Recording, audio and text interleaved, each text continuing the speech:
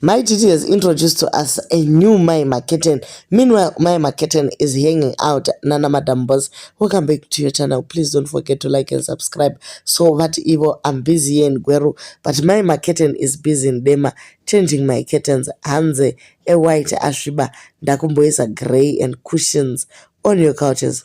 I love the new kittens, though white will be forever my color. Thank you, my dear. Please, family, order your curtains from Yvonne ndobapaisiwa manamba ake Crystal Interior Designs. So nyika yese yange yatofunga kutoti mai maketen vadzokerana neshamwari yavo vaenda kunoisa maketen, but anyway vabva vangoti guys, this is the first and original one.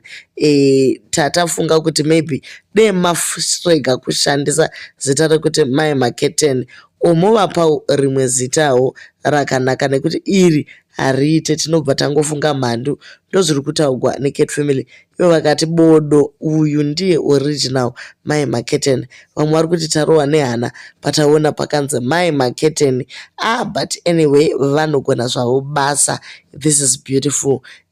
Unotozongoona kuti kudema kana wabuda panze. Pandaona pakanzi mai maketen ndamhanya kupikicha vedweka tanga tatoita stress seCat Family kuti komadzosa mhandu mumusha sei. So kwava nanew mai maketen anonzi Yvonne. Hatizivi kuti ushamwari hwavo huchaenda kusvikira papi, but anyway we just hope kuti they just keep it business wise, vasazopinde mune dzimwe dziri deep.